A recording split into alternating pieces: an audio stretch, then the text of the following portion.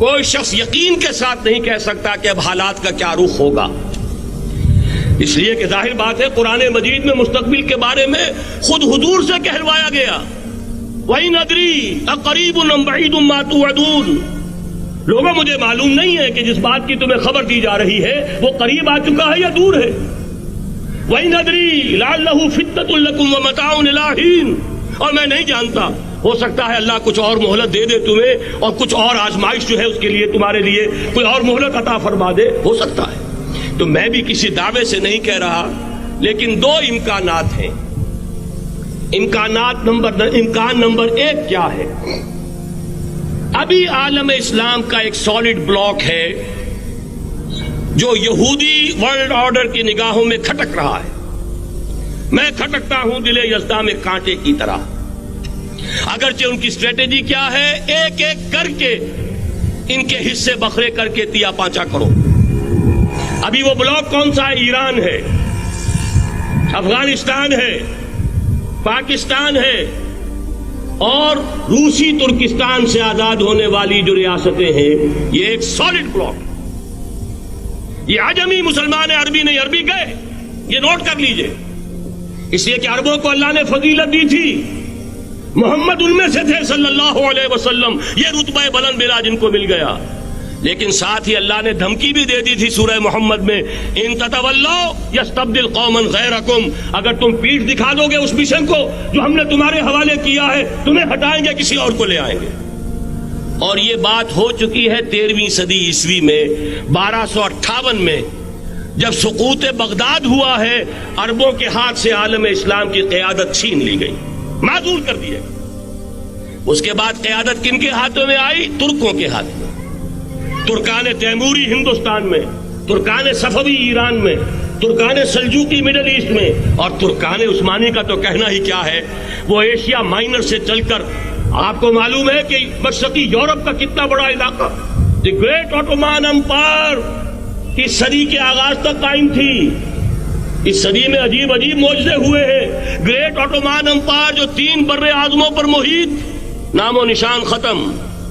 The great U S S R, نام و نشان ختم۔ اب تو روس صاحب ایک ملک کی حیثیت سے رہ گئے۔ یہ اس صدی میں دو اور وقت نہیں ہے میں اور آپ کو کیا بتاؤں، اس صدی میں تو بڑے بڑے عجیب عجوبے ہوئے ہیں، بڑی بڑی 2 عظیم جنگیں ہو چکی ہیں، تیسری جو ہے سر پر کھڑی ہے، دور نہیں ہے، جس کو حدیث میں کہا گیا ہے الملحمۃ العظمیٰ، تاریخ انسانی کی عظیم ترین جنگ، اور وہی صلیبی جنگ جس کا آغاز بوسنیا سے ہو چکا ہے۔ بہرحال اس وقت جو میں کہہ رہا تھا، ورنہ میرے پاس تو یعنی یہ کہ درد دل کہنے کے لیے وقت نہیں ہے، مجھے اپنی بات کو محدود کرنا پڑ رہا ہے، لیکن میں اب آ رہا ہوں اصل موضوع کی طرف، کہ ایک امکان تو یہ ہے کہ اس بلاک میں اسلام کا احیاء ہو، اور اس کے لیے کچھ نویدیں بھی موجود ہیں احادیث نبویہ میں۔ وہ تو آپ نے سنا ہوگا اقبال کا شعر، میرے عرب کو آئی ٹھنڈی ہوا جہاں سے، میرا وطن وہی ہے، میرا وطن وہی ہے۔ حدیث میں آتا ہے یخرج ناس من المشرق یؤتون للمہدی، یعنی سلطان ہی، مشرق سے فوجیں نکلیں گی یہ جو کہ مہدی کی حکومت قائم کریں گی، اور یہ ہوں گے حضرت فاطمہ کی نسل ہی سے رضی اللہ تعالی عنہا، لیکن عالم عرب کے اندر پھر ایک طاقت بن کر ابھریں گے، باطل کی قوتوں کے خلاف جہاد کریں گے، لیکن ان کو مدد آئے گی 2 طرف سے، ایک زمینی مدد آئے گی مشرق سے، ایک آسمانی مدد آئے گی، عیسیٰ ابن مریم کا نزول، حضرت مسیح علیہ الصلوۃ والسلام جو زندہ آسمان پر اٹھائے گئے تھے نازل ہوں گے، اور در حقیقت ان 2 مددوں کے نتیجے میں پھر یہود کا قلعہ قمع ہوگا، اور یہی گریٹر اسرائیل ان کا گریٹر گریو یارڈ بن کر رہے گا، عظیم تر قبرستان بن کر رہے گا۔ اس کی بڑی واضح حدیثیں موجود ہیں، اس کی بڑی تفصیلی خبریں موجود ہیں، یہ احادیث کی کتب کے اندر، بدقسمتی سے ہماری اس کی طرف توجہ نہیں۔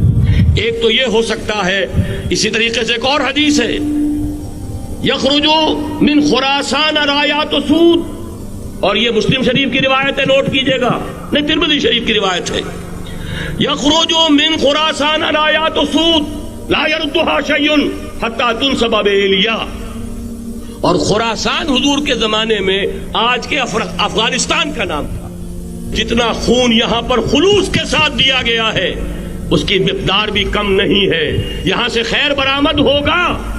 اور دوسری بات اپنے بارے میں نوٹ کر لیجئے, یہ پاکستان, بچا کھچا Pakistan, what remains of Pakistan, یہ اصل میں ہے کیا؟ مولانا بہت خوبصورت انداز میں فرما رہے تھے, یہ 313 نہیں تھے, اسلام تھا. اسی طرح نوٹ کیجئے, پاکستان نہیں ہے, 4 صدیوں کی تجدیدی مساعی کا حاصل ہے. آپ نے کبھی نوٹ کیا ختم نبوت کے بعد اب سب سے اونچا منصب کس کا ہے؟ مجددین. سنن ابی داؤد کی روایت, ان اللہ یبعث فی هذه الامہ علی راس کل 100 عام من یجدد لها دینها. اور نوٹ کیجئے, کوئی بات ہے 1000 برس تک سارے مجدد عالم عرب میں پیدا ہوئے. جیسے ہی دوسرا 1000 سال شروع ہوا, الف ثانی کا مجدد اعظم شیخ احمد سرہندی کہاں تھا؟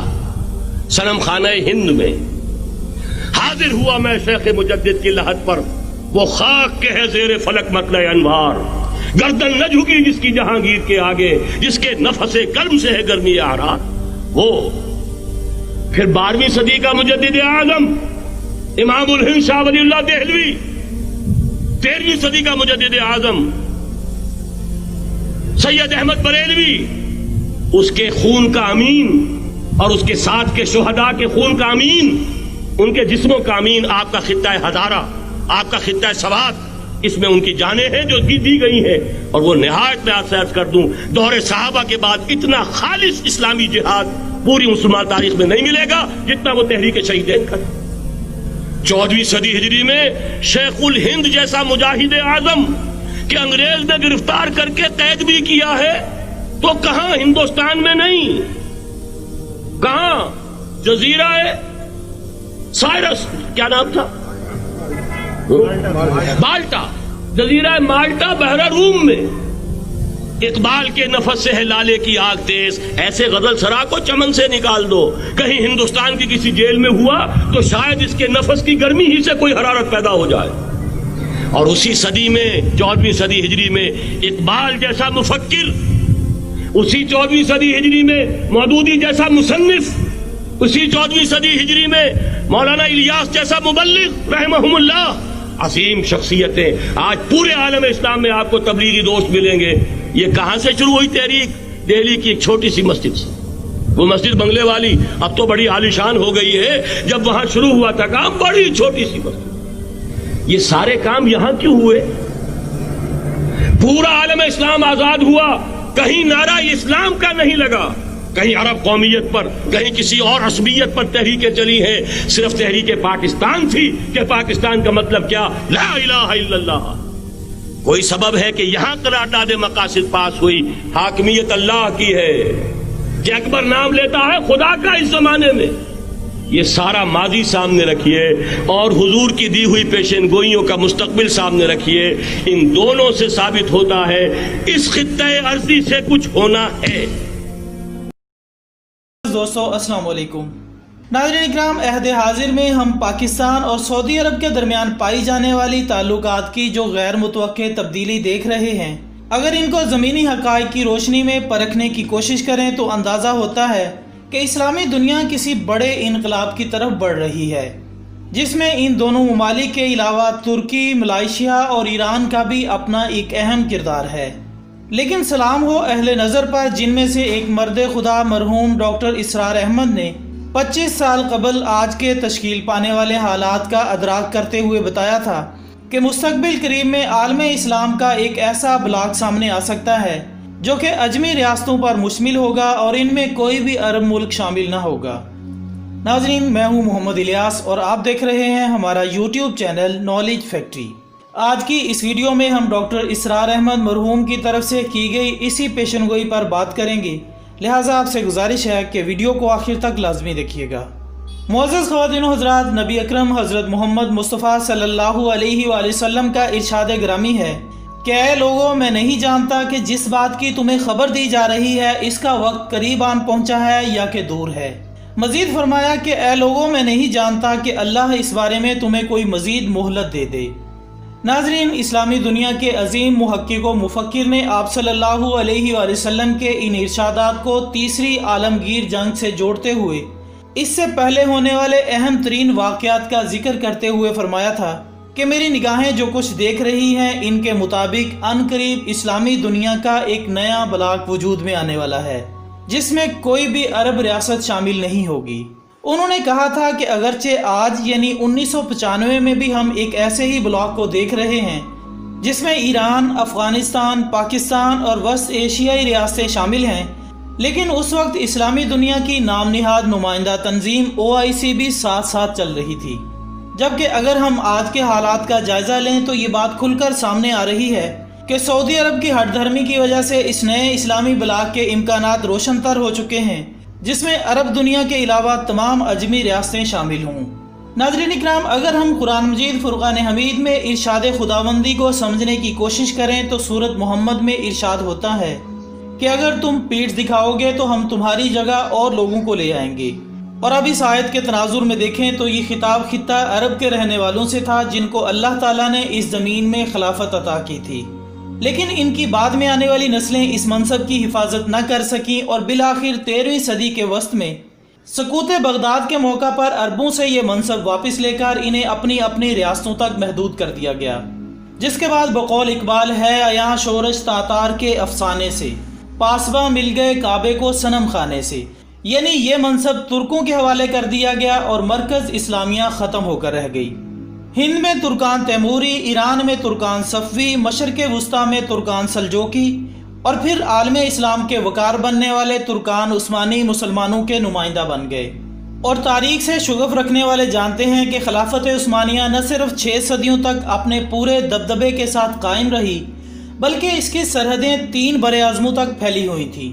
और जब खिलाफत उस्मानिया का खात्मा हुआ तो ऐन उन्हीं दिनों में सनम खाना हिंद से उस सल्तनत इस्लामिया ने जन्म लिया जिसके बारे में अल्लाह के रसूल सल्लल्लाहु अलैहि वसल्लम ने फरमाया था कि मुझे उस तरफ से ठंडी हवा के झोंके आते हैं। और नाजरीन, अगर आप ज़रा गौर करें तो इस बात में कोई अबहम बाकी नहीं रहता कि ये वही सरजमीन पाक है जिसने आगे चलकर अहयाए इस्लाम में एक अहम किरदार अदा करना है। एक और हदीस मुबारका के मफहूम के मुताबिक खरासान से काले झंडों वाली एक जमात निकलेगी जो जनाब इमाम मेहदी अलैहिस्सलाम की हुकूमत के लिए तक़वियत का बाइस बनेगी। और तारीख के तालिब इल्म ये जानते हैं कि उस दौर के खरासान में न सिर्फ मौजूदा अफगानिस्तान बल्कि पाकिस्तान के भी कुछ इलाके शामिल थे, जबकि आज हम देख रहे हैं कि बदतरीन सियासी और माशी हालात के बावजूद पाकिस्तान न सिर्फ आलम इस्लाम की वाहिद एटमी ताकत बन चुका है बल्कि अब इसने इस्लामी दुनिया की क़यादत संभालने का अमली फैसला भी कर लिया है, जिसके नतीजे में हम इंशाअल्लाह बहुत जल्द देखेंगे कि गैर अरब इस्लामी ममालिक का वो ब्लॉक भी वजूद में आ जाएगा जिसका इशारा डॉक्टर इसरार अहमद मरहूम ने आज से तकरीबन 25 साल पहले अपने एक खिताब में किया था। हमारी दुआ है कि अल्लाह ताला हम सबको इस पाकिस्तान की तामीर में हिस्सादार बनाए जिसके बारे में डॉक्टर अल्लामा मोहम्मद इकबाल ने फरमाया था, मीरे अरब को आई ठंडी हवा जहाँ से, मेरा वतन वही है, मेरा वतन वही है। अल्लामा मोहम्मद इकबाल के इसी शेर के साथ हमारी आज की इस वीडियो का इख्तिताम होता है। हम उम्मीद करते हैं कि आपको ये वीडियो ज़रूर पसंद आई होगी। इस वीडियो को अपने प्यारों के साथ सोशल मीडिया पर ज़्यादा से ज़्यादा शेयर कीजिएगा और कमेंट्स की सूरत में अपनी राय हम तक ज़रूर पहुंचाया करें। हमारी अगली वीडियो आने तक अपना दोस्तों, रिश्तेदारों और गिरदनवाह के तमाम लोगों का बहुत ख्याल रखिएगा। अल्लाह हाफिज़।